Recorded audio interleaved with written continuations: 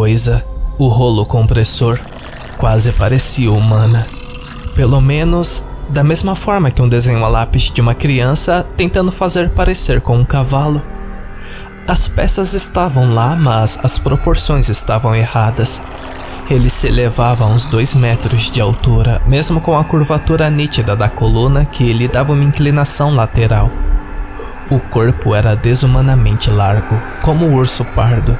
As mãos, de um tom escuro de cinza acinzentado, eram peludas e compostas de dedos como salsichas e unhas enegrecidas por rompimentos de sangue. Enquanto arrastava a marreta pela calçada, ele se movia com um andar arrítmico, como se estivesse aprendendo a andar sobre 2 pernas de tamanhos diferentes.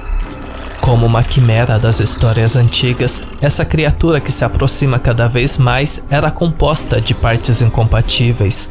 A cabeça não chegou perto de nada remotamente humano, mas seu rosto está gravado no âmago da minha memória em um lugar onde nenhuma terapia vai me permitir esquecer. O rosto, se você pode chamá-lo assim, era revestido de escamas pretas e composta por um focinho alongado que formava a metade superior de uma mandíbula. O fundo era igualmente longo, conectado a uma dobradiça como a de um crocodilo, com ganchos de marfins crescendo descontroladamente em todas as direções a partir da boca. Se o monstro tivesse olhos, eu não poderia vê-los. O orifício sem lábios estava aberto, expondo uma língua molhada e emaranhada nas fileiras dentadas. Os dentes estavam crescidos demais como um câncer e não havia como a boca se fechar sem despedaçar as gengivas. Não sei como ele comia e não estava muito interessado em descobrir. O barulho vindo de dentro era um gorgolejo ofegante, constante com cada respiração superficial. Pela minha vida, não consigo entender porquê, mas alguém se esforçou muito para vesti-lo. O corpo estava mais ou menos contido dentro de um macacão azul de mangas compridas e seus pés tinham um novo par de enormes botas pretas táticas. Havia uma espécie de névoa em torno da criatura e, quando ele se aproximou, percebi que a nuvem que zumbia ao redor de seu rosto era na verdade um enxame espesso de moscas. Furúnculos purulentos em seu pescoço se contorciam com vermes e fiquei tonto só de tentar entender o que estava vendo. Deve ter sido nisso que eles pensaram quando inventaram a palavra abominação. Eu mantive minha bereta estável, esperando a coisa agir. Pelo jeito que correu de volta pela pista de boliche e pelo cemitério, eu provavelmente teria apenas uma fração de segundo, se muito, para derrubá-lo. A arma estava apontada para o ponto mais largo de seu centro de massa, o peito, onde rapidamente notei um aglomerado de buracos de bala no macacão, manchados de preto. Parece que eu já atirei nele. Fosse o que fosse, minha patética 9mm não faria nada mais do que irritá-lo, mas neste ponto, correr simplesmente não estava mais nas cartas. Mais uma vez, encontrei-me com a sensação sempre familiar de ser um alvo fácil. Pense rápido, você está ficando sem tempo. Quais as opções? Correr? Me esconder? Não dá, tarde demais para isso. Disparar contra? A coisa já levou 4 tiros no peito antes de você lançá-lo para fora do carro. Ele não vai cair com tiros, a menos que... Atirar na cabeça? Poderia funcionar. Ou separá-lo de sua arma, atirar nas mãos deles. Também é uma opção válida. Mas mesmo sem aquele martelo, uma carga daquela coisa seria como ser atropelado por um caminhão. Eu preciso desacelerá-lo. Retardá-lo. Essa é a chave. Posso manter distância do martelo, mas não se essa coisa começar a se mover como ele fez antes. Apontei a arma para seu joelho e disparei 6 tiros em rápida sucessão. A nuvem de mosca explodiu do monstro após o primeiro impacto e a criatura parou. Parou, mas não caiu. Ele ficou parado com aquele rosto reptiliano sem expressão. Eu esperei. Depois de uma pequena eternidade, a coisa mudou seu peso para a perna boa e ergueu a ferida, movendo-a desajeitadamente para frente e pousando. Prendi a respiração e observei ele experimentando o membro ferido. Depois, arrastava a arma metálica para frente e movia a outra perna. Ele tinha acabado de dar mais um passo, e todos aqueles tiros foram bem-sucedidos em fazer desacelerá-lo. A nuvem de moscas havia retornado à área ao redor do monstro e me preparei para sair balançando. Quando ele atacar, comece a atirar. Se há algum motivo pelo qual Deus decidiu não me deixar morrer naquele momento, não sei o que poderia ser. Eu não sou uma boa pessoa. Eu quase não fiz nada na minha vida nesta terra para fazer alguém sentir minha falta quando partir. Mas seja qual for o motivo, este não seria o momento que eu teria que enfrentar meu Criador. A surdez parcial dos tiros, junto com a criatura situacional, me impediu de perceber as vans até que elas passaram por mim e derraparam até parar. Não vi de onde vieram as granadas de fumaça, mas o estacionamento foi engolido pela grossa fumaça cinza em questão de segundos. A última coisa que meus olhos foram capazes de captar foi o rolo compressor levantando sua arma sobre sua cabeça. Quando os tiros começaram, caí no chão. Pelas minhas contas, eu estava lidando com pelo menos meia dúzia de armas totalmente automáticas. Prendi a respiração e comecei a me arrastar para longe da briga. A próxima coisa que me lembro foi de acordar no chão de um veículo em movimento com uma dor lacinante na lateral do corpo, me lembrando de toda a merda em que fiz meu corpo passar naquele dia. Eu estava deitado de costas quando acordei e me sentei direito.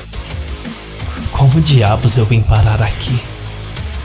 A van balançou para frente e para trás enquanto seguia a estrada. Não havia janelas aqui, apenas bancos encostados nas paredes e 5 homens fortemente armados em uniformes de camuflagem e equipamento tático. Na minha frente estava um 6º homem, só que ele não tinha arma ou capacete ou qualquer tipo de equipamento. Ele estava vestido com uma camiseta bege e jeans. E quando ele viu que eu estava acordando, ele sorriu e disse: "Ele está acordando, ótimo, bem-vindo de volta." Onde eu estou? Eu instintivamente alcancei o local ao meu lado e não encontrei nada além de um coldre vazio. Um dos homens armados colocou a mão firme em meu ombro, sua maneira de dizer: "Vá com calma e sem movimentos abruptos. Não se preocupe, você está seguro agora", disse o homem de jeans. "Não foi isso que eu perguntei", eu respondi. "Quem diabos são vocês?" "Nós estamos observando você há um tempo, detetive. Você teve sorte de termos aparecido a tempo." "É isso. Finalmente estou conseguindo ver o homem atrás da cortina." "Onde está Vanessa?" eu exigi. "Uau!" o cara respondeu. "Você realmente não tem ideia do que está acontecendo, não é?" "Eu sei o suficiente. Eu sei que você faz parte de alguma organização sombria com alcance e influência. Eu sei que você está trabalhando em algo grande e está disposto a matar e manter o controle sobre isso. Eu sei que minha sobrinha estava envolvida de alguma forma." Eu estava mostrando minha mão, mas neste momento nem me importei. Eles me acertaram em cheio e, mesmo que eu me fizesse de bobo, não haveria como eles me deixarem escapar com um aviso. "Eu também sei que você é responsável pelo que está acontecendo nesta cidade. Os desaparecimentos, os telefonemas dos mortos, o tempo... Eu não sei como, mas eu conheço você." "Deixe-me parar você aí mesmo", ele interrompeu. "Você está passando vergonha, cara, porque nada disso aí está certo. Sim, há algo acontecendo aqui, mas não somos nós. Nós não levamos Vanessa. Há anos tentamos descobrir quem ou o que é o real responsável por tudo isso." "Besteira. Você está me dizendo que esta merda de pequena cidade tem por acaso 2 organizações paramilitares secretas?" Ele riu. Não. Definitivamente tem muito mais do que 2. A van fez uma curva fechada à direita e comecei a contar segundos. Eu não tinha certeza de quanto tempo fiquei inconsciente ou mesmo como eles me nocautearam para começar. Mas se eu conseguisse sair desta van com vida, poderia ser capaz de refazer o caminho de volta. Deixe-me perguntar uma coisa, detetive. Quanto tempo você passou dentro daquele posto de gasolina de merda? Quero dizer, simultaneamente, porque parece que você realmente dormiu lá. Aquele posto de gasolina mexe com a cabeça. A maioria das pessoas não aguenta mais do que algumas horas de cada vez. Ignorei sua pergunta e fiz a minha própria. Então, se não foram vocês que pegaram Vanessa e me incriminaram, quem diabos são vocês? Pode nos considerar um terceiro interessado. Ah, claro, respondi, ecoando as palavras de Spencer de ontem. Parece que há muitos destes nessa cidade. O homem puxou uma arma debaixo de seu assento e apontou. Antes que eu pudesse me mover, os homens de cada lado meu seguraram meus ombros, segurando-me no lugar. Eu olhei para a arma e a reconheci como minha própria bereta. Você é do exército? O homem perguntou. Eu conheci um cara. Ele era do exército. Você me lembra ele? Não, eu não sou do exército. O homem acenou com a cabeça, depois olhou para o chão, como se estivesse tentando decidir o que dizer a seguir. A van fez outra curva à direita e eu reiniciei minha contagem. É estranho que você, sendo tão cuidadoso, constantemente olhando para o retrovisor, trocando de carros, mantendo o ouvido no chão e, ainda assim, você não conseguiu encontrar o dispositivo de rastreamento que eles colocaram na sua arma. Não se preocupe, nós o retiramos. Eles não têm ideia de onde estamos agora. Eles? Os que realmente pegaram sua sobrinha. Eu não estava acreditando nessa história nem por um segundo. Depois de tudo que eles tentaram para me tirar do caminho, esta era apenas mais uma armação elaborada. Mas, por quê? Por que não deixar aquela coisa me matar e acabar logo com isso? Eles estavam me testando para ver o que eu sabia? O quanto eu descobrir? Se for te confortar, temos tentado encontrá-la também. Mas esses caras são cuidadosos. Eles cobrem seus rastros, evitam câmeras, não deixam pegadas. Então, você apareceu e eles ficaram desleixados, frustrados e, sem ofensa, mandaram um cavalo atrás de um peão. Ah, foda-se. Ele continuou. Finalmente, capturamos um de seus caras altos e tudo que tínhamos que fazer era pegar carona no dispositivo de rastreamento e segui-lo até que ele decidisse aparecer. Este é um grande negócio para nós. A van virou à direita. Eles estão dirigindo em círculos. Neste ponto, eu sabia que havia duas possibilidades. Ou esse cara estava dizendo a verdade ou estava mentindo. E eu não conseguia decidir o que era pior. Mas, independentemente, uma coisa estava clara. Eu precisava sair desta van se quisesse viver. Depois que eles terminassem de me questionar, eu seria apenas mais uma ponta solta. Ok, eu disse, tentando ganhar tempo. Então vocês são os mocinhos. Vocês querem acabar com a outra organização secreta. Você deve saber mais sobre eles do que eu, certo? Você sabe sobre o Planeta X? Os cientistas sabem há anos que existe outro planeta lá fora, porque eles podem ver seus efeitos. Meu Deus, todas as pessoas nesta cidade falam através de sermões? Eles não sabem o que parecem ou mesmo onde está, mas eles sabem que está lá. Esta organização que temos monitorado é enorme, mas tudo o que vemos são os efeitos gravitacionais. Efeitos gravitacionais? É assim que você chama o desaparecimento sem rastros de uma garota de 18 anos? Ele manteve a arma apontada para mim e colocou a mão livre no bolso para puxar um celular. Enquanto digitava com uma mão, ele falou: Eles enviaram um dos caras altos para agarrá-la depois que ela saiu do posto de gasolina. Tentamos alcançá-los, realmente tentamos. E para ser franco, pensávamos que ela estava morta.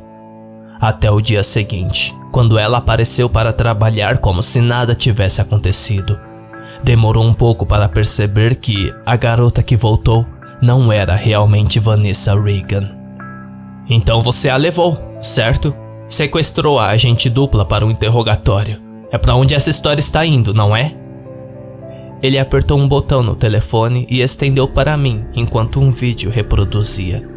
Eu imediatamente reconheci a vista aérea da vizinhança de Vanessa e James à noite. A fonte deve ter sido de um drone, mas era estável e claro. Esta é a noite em que ela desapareceu oficialmente. A câmera estava ampla, mas eu podia ver a casa em foco. Observei quando a porta da frente se abriu e Vanessa caminhou calmamente até a entrada de sua garagem usando jeans e uma camisa amarela. Ela olhou para baixo, na estrada, para algo fora do quadro. E então eu vi. A viatura do xerife parou e ela se sentou no banco do passageiro. E então, eles foram embora. O que é isto? Que merda está acontecendo nesta cidade?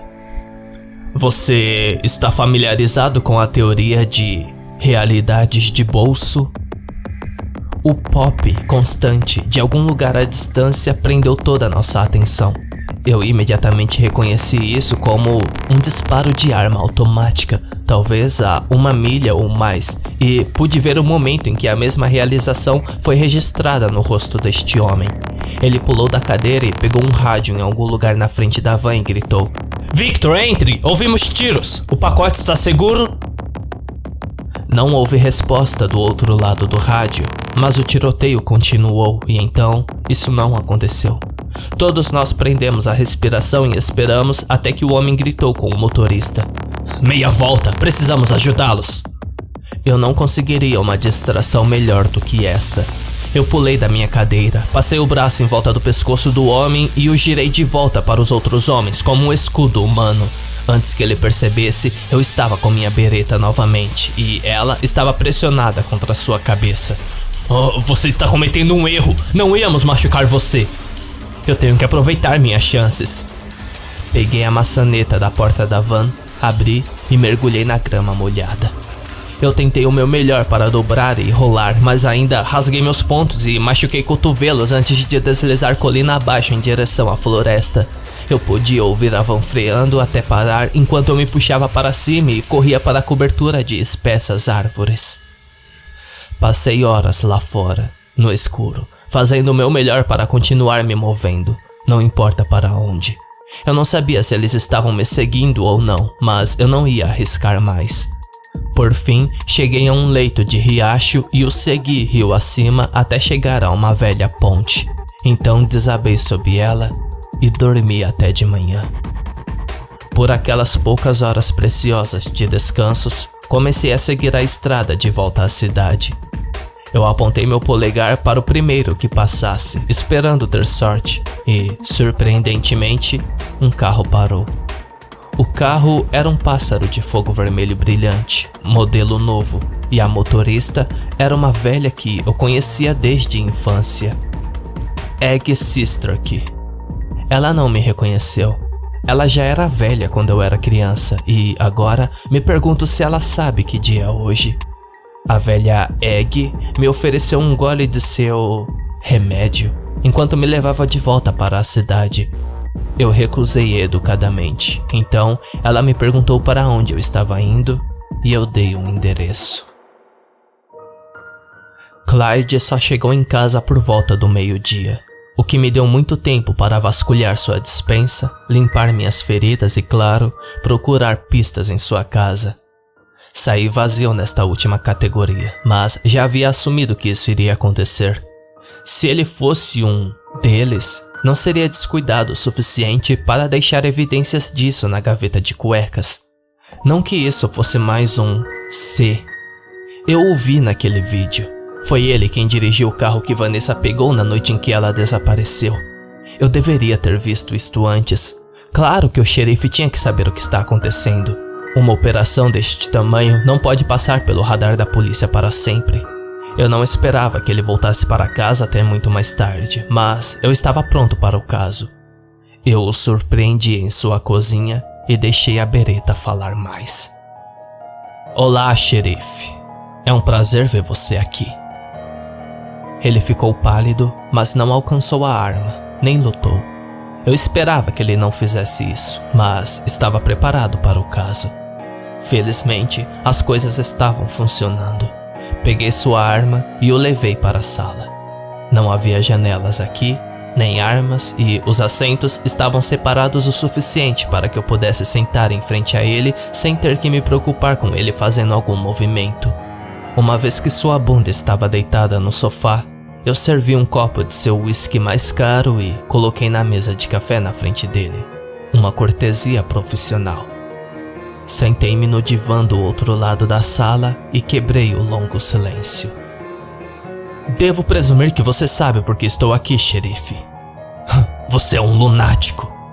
Pode ser, mas tente de novo. Encontramos um corpo no porta-malas do carro de Vanessa.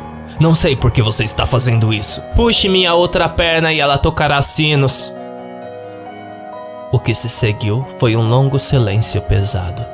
Eu podia ver que ele queria dizer algo, mas não conseguia fazer isso. Isso foi bom para mim. Enquanto eu estivesse deste lado da arma, não me importava em esperar. Finalmente, ele desabou e pegou a bebida e colocou um copo inteiro de volta de uma vez. Então ele disse: Bem, o quanto você sabe?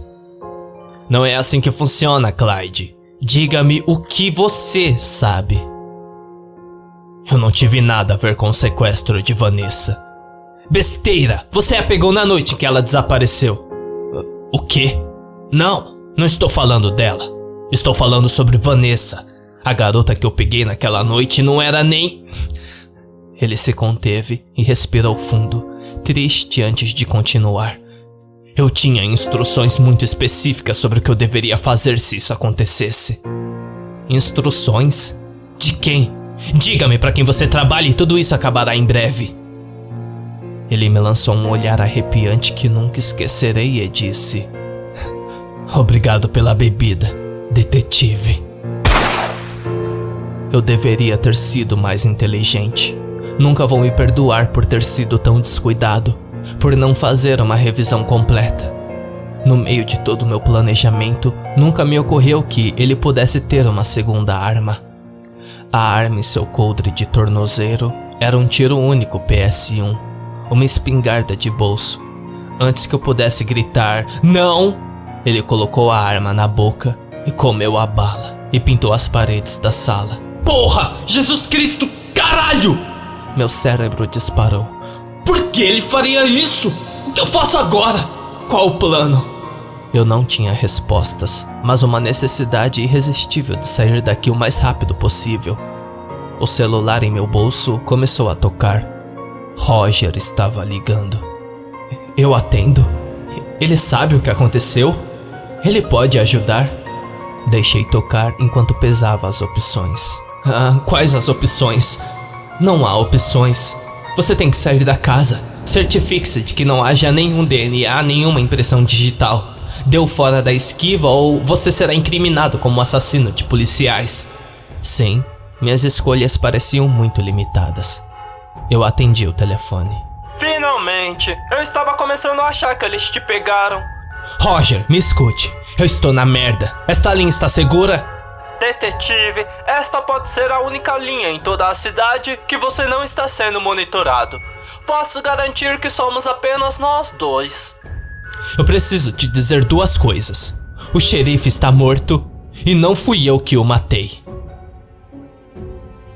Houve uma pausa na conversa por tanto tempo que eu tive que me perguntar se eu tinha sido desconectado. E então, Roger voltou à linha com: isto é mal. Muito ruim. Devo presumir que você está com o xerife falecido agora, não é? Você presumiu certo. Então você terá que sair daí pra ontem, porque a conversa no rádio é sobre tiros disparados na casa do xerife. E essa ligação veio há uns 10 minutos atrás. Porra! Fiz uma pausa para a porta da frente, mas parei na janela quando vi as luzes piscando do lado de fora. Eu me virei e corri para a porta dos fundos, empurrei-a aberta e corri em direção à cerca. Mas antes de dar 2 passos, estava cercado.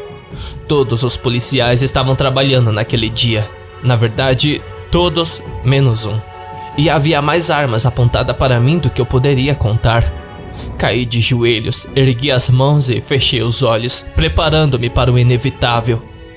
Eles me abordaram com força. Alguém empurrou seu joelho contra meu pescoço enquanto eles torciam meus braços nas minhas costas e colocavam as algemas de metal. Uma equipe deles me arrastou para frente e me jogou na parte de trás de uma viatura e eles me deixaram lá para cozinhar por 1 hora. O tempo todo, a única coisa que eu conseguia pensar era: como eu ainda estou vivo.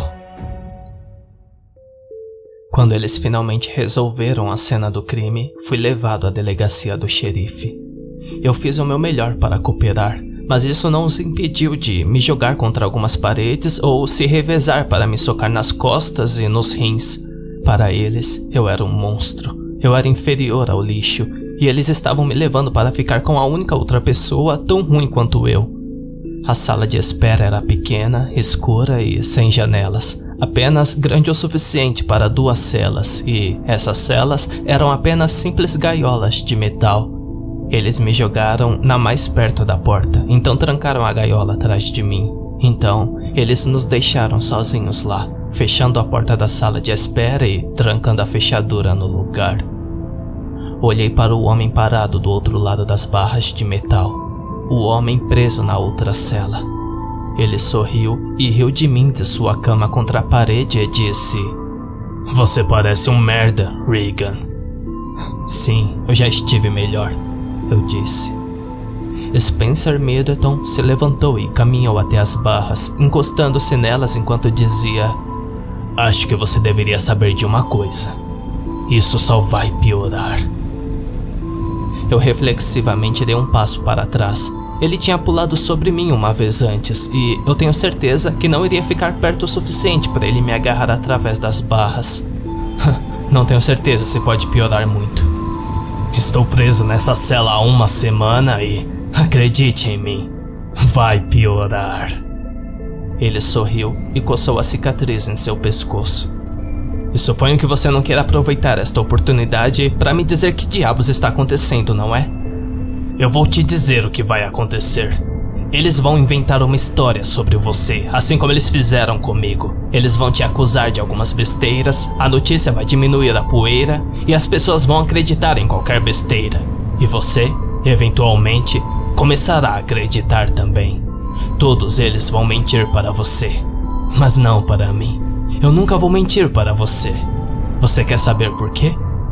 Por quê? Porque eu sei que a verdade é muito pior.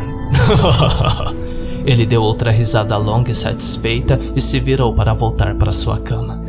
À medida que se acomodava, ele acrescentou: "Você e eu vamos nos divertir muito, Regan."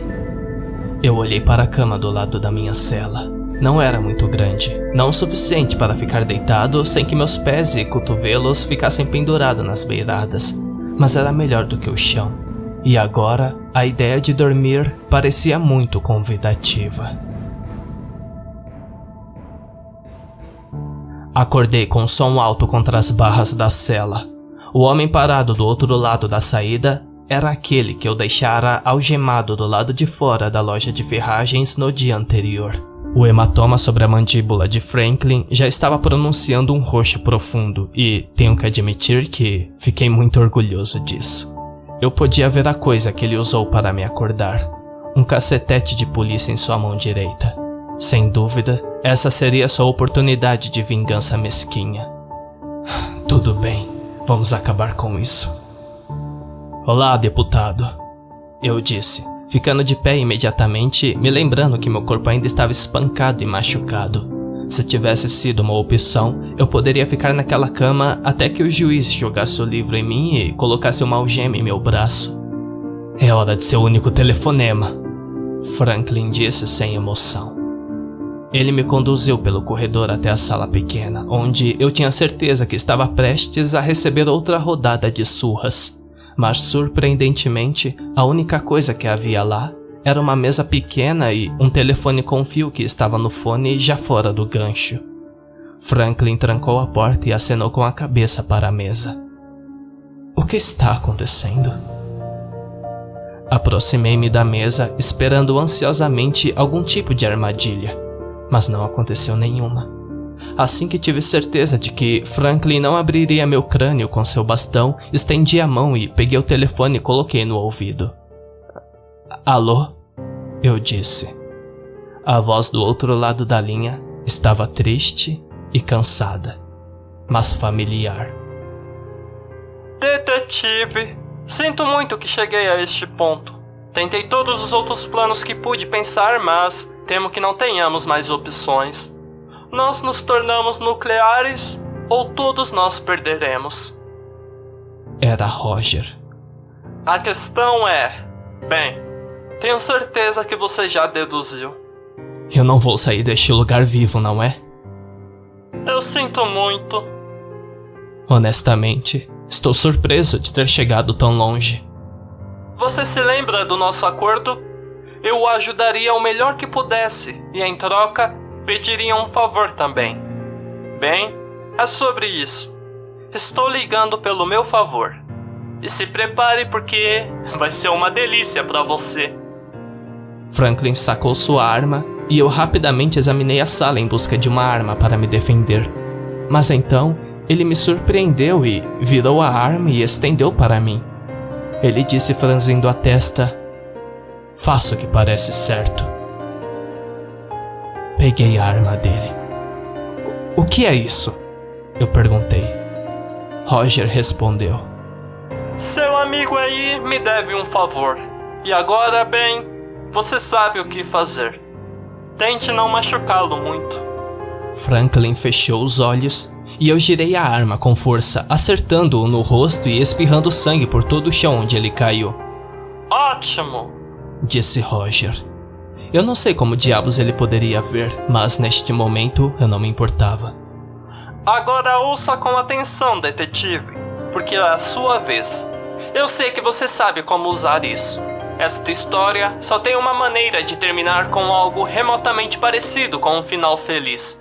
Você tem que entrar naquela cela agora e colocar uma bala na cabeça de Spencer Middleton. Nenhuma outra meia medida vai funcionar. Você tem que matá-lo. Por quê? Eu exigi. Eles precisam dele. Tenho certeza que agora você já entendeu isso, sobre a invasão. Bem, Spencer é o único que sabe onde encontrar os ingredientes que precisa para construir seu exército. Apenas me diga uma coisa. Vanessa está viva? Sinto muito, Eric. Eu desliguei o telefone. Isso foi o suficiente. Eu realmente vou fazer isso? O que mais posso fazer? Pegar a arma de Franklin e atirar para sair da delegacia do xerife? Eu estava perdido. A única coisa que eu poderia fazer é fazer minha morte valer alguma coisa. E não havia nenhuma outra pessoa neste planeta que que merecia mais merecer uma bala atrás da orelha do que a porra do Spencer Middleton. Eu realmente iria puxar o gatilho, literalmente? Peguei as chaves de Franklin, abri a porta e olhei para fora. Este era um corredor reto e vazio. De um lado a saída, através da estação, cheia de homens furiosos e armados, e do outro lado, a sala de espera.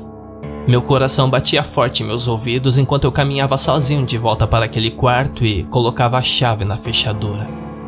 Spencer estava olhando diretamente para mim quando a porta se abriu, como se ele estivesse esperando por mim. "Bem, olhe para você", ele disse. "Eles transformaram você na vadia deles, não é?" "Vire-se", eu ordenei. Ele se recusou a desviar o olhar quando disse: "Deixe-me dizer uma coisa. Se você vai atirar em mim, é melhor não errar." Spencer estava esperando por isso. Coloquei uma bala na arma de Franklin e me preparei para fazer o que tinha que fazer. Spencer fazia parte dessa conspiração e sua morte iria foder com aqueles que levaram Vanessa. Que porra foi essa? Alguém estava atirando no mesmo prédio que nós. Eu me virei e olhei de volta para o corredor. "Bem, que tal isso?" Spencer provocou atrás de mim. Parece que você vai precisar economizar sua munição. Os tiros continuaram, dezenas deles agora. Lá fora, além daquele corredor, houve um tiroteio. Ele explodiu em tiros e então... a porta do outro lado do corredor caiu das dobradiças, junto com um grande pedaço da parede. O rolo compressor estava lá, segurando a marreta. E desta vez ele não estava sozinho. Atrás dele estavam mais duas criaturas, tão enormes e aterrorizantes quanto ele. Seus corpos combinavam, suas roupas, sua altura e o cheiro horrível. Mas as cabeças dos outros dois eram diferentes. Um tinha um rosto um tanto humano, sem cabelos, sem orelhas, sem nariz e sem lábios. Sua pele branca como um giz. Sua cabeça inchada até um tamanho anormalmente grande. Seus olhos vermelhos e esbugalhados. A cabeça do terceiro era um pouco mais que um crânio coberto de bolhas escorrendo vermelhas e rosa. Uma órbita ocular estava vazia, a outra tinha um único olho injetado de sangue. Sua boca era apenas um sorriso esquelético vermelho.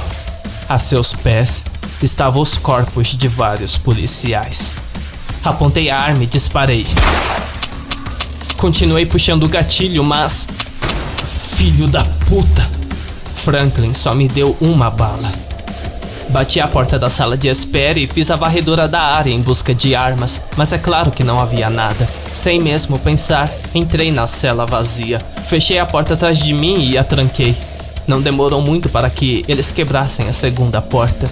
As criaturas entraram na sala, suas cabeças quase tocando o teto quando os três se amontoavam e passaram direto por mim para a sala de Spencer. Ele se aproximou deles com um grande sorriso e disse: "Por que diabos vocês demoraram tanto?" Todos eles agarraram a porta da cela de Spencer e puxaram. O metal se dobrou e se soltou nas dobradiças e então, de repente, Spencer Middleton estava livre. As criaturas recuaram contra a parede, dando-lhe espaço para passar.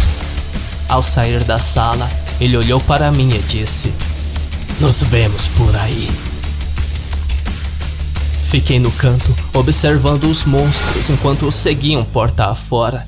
Eles não estavam aqui por mim, e agora que tinham o que queriam, eles estavam satisfeitos e se foram. Esperei na cela, olhando para a porta até não aguentar mais e corri para o banheiro do canto para vomitar. Eu tinha falhado. Falhei muito e agora era apenas uma questão de tempo até que alguém descobrisse esse banho de sangue e atribuísse toda a culpa a mim. Eu ainda tenho as chaves. Eu poderia fugir. Pegue James e dê uma escapada para Nova Orleans. Encontre um bom advogado ou até mesmo fuja da grade por um tempo. Não havia mais chance de justiça. Eu havia perdido a guerra e agora precisava fazer uma retirada estratégica. Eu cuspi o resto da bile no vaso sanitário e puxei a descarga. Imagens de carnificina e monstros ainda frescas na minha mente enquanto tentava elaborar um plano. A próxima parte seria difícil, mas eu precisava passar por ela. Passe pelos corpos, encontre um com as chaves do carro, pegue outro carro. Hey, detetive! Eu me virei para ver aquele psicopata parado sozinho do outro lado das barras. O quê? Por que ele voltou? Minhas palavras ficaram presas na garganta, mas ele não pareceu se importar em guiar a conversa. Parece que algo que você comeu não deve ter concordado com você, hein? Hey, antes de eu ir, eu queria te perguntar uma coisa. Ele estendeu as mãos entre as barras e, quando viu que ele estava segurando, senti um arrepio percorrer minha espinha. Caso você esteja interessado, aquela minha oferta ainda está de pé. O que você diz?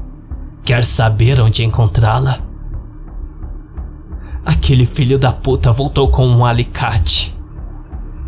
Cruzei a minúscula cela até onde ele estava. Estendi a mão e o tirei dele. Ele deu um sorriso malicioso e eu olhei para a ferramenta em minhas mãos. Você só precisava arrancar um dente.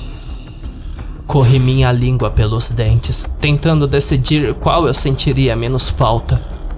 eu escolhi um dos meus melhores pré-molares e coloquei o alicate na boca. Ainda posso sentir a sensação do metal tocando meu dente.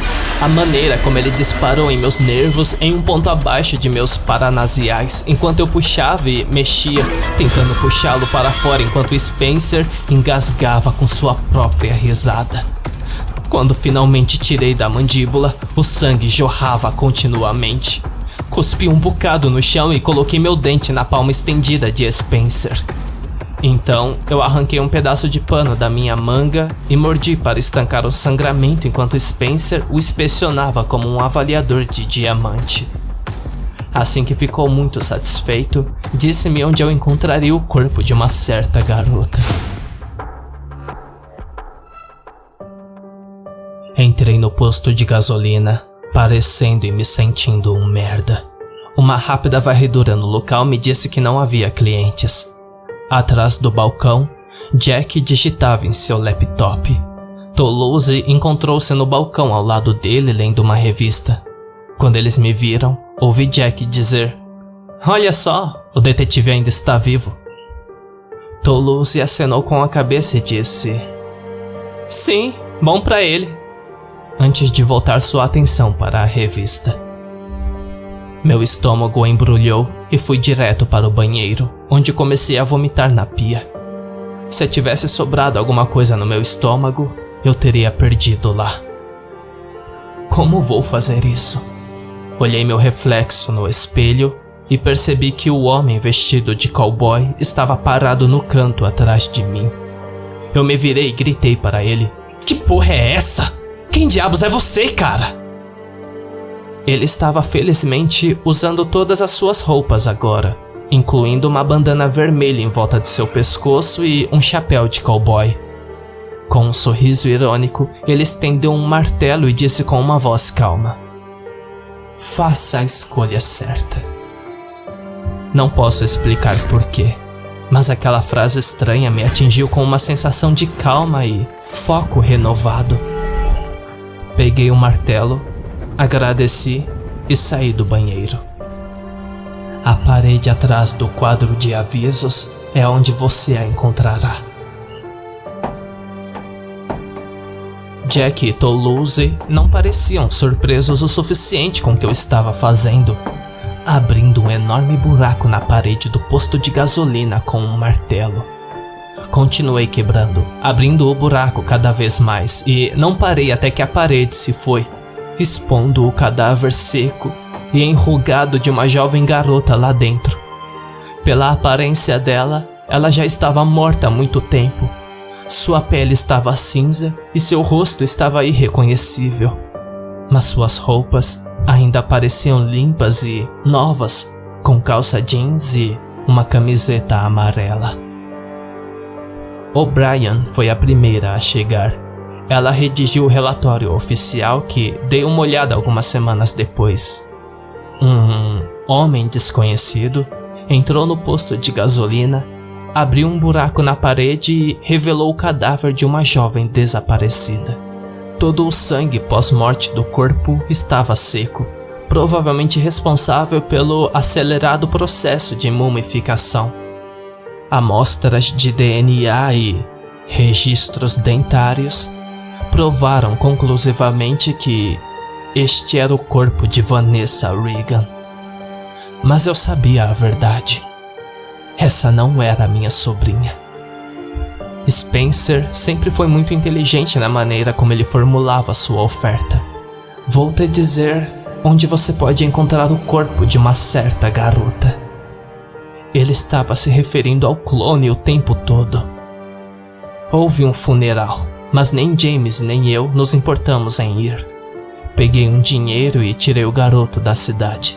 Não direi onde ele está, mas acredite em mim quando digo que ele está bem seguro no lugar agora. Quanto aos meus problemas jurídicos, bem, eles realmente foram embora por conta própria. Um último presente de despedida dos responsáveis, talvez. Além disso, é difícil prender alguém por matar o xerife quando o xerife não está morto. Sim, recebi uma mensagem não muito tempo atrás de O'Brien. Clyde apareceu para trabalhar no dia seguinte e todos decidiram fingir que ele nunca fez uma cirurgia amadora no cérebro. Na verdade, não há registro de ninguém morrendo naquela pequena cidade agradável e pacífica durante todo o tempo em que estive lá. Quase me convenci de que a coisa toda era uma ilusão alimentada pelo estresse. Mas ontem recebi um pacote pelo correio em meu escritório, sem endereço de remetente. A única coisa dentro era a velha jaqueta marrom de Tony. Então, ontem à noite, recebi o telefonema. Hey, tio Eric? Era a voz de uma garota. Sim, aqui é o Eric. Você sabe quem é? Vanessa? Eles me disseram que posso falar com você por um minuto. Onde você está? Eu não sei. Algum tipo de hospital, eu acho. O que é isso? O que está acontecendo? Eu não sei. Há um homem aqui. Ele quer falar com você. Não, Vanessa, não! Hey, detetive. Ele entregou o telefone e eu reconheci sua voz instantaneamente.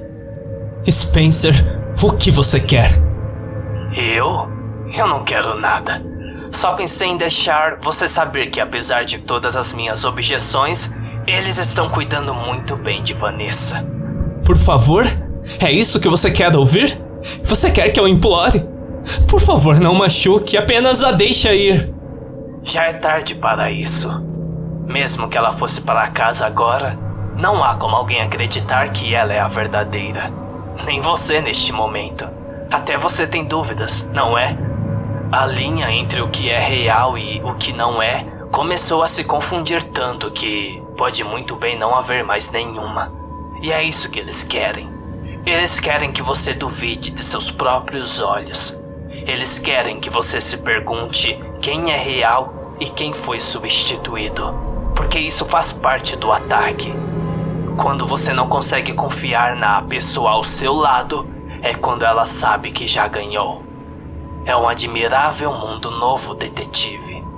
E se eu te ver de novo, eu vou te esfolar vivo. A linha ficou muda. Eu tentei rastrear o número, mas até o cara do computador me disse que é um beco sem saída de alta tecnologia. Já se passaram meses desde que comecei a procurar pela minha sobrinha desaparecida. Eu usei esse tempo para me preparar. Na próxima vez em que eu voltar para aquela cidade de merda, estarei pronto. Não vou ser pego desprevenido. E quando eu finalmente encontrar o responsável, irá pagar com o inferno. Spencer não era um cara complicado. Eu entendi sua mensagem muito bem. Pareceu um aviso, mas não foi. Era um convite.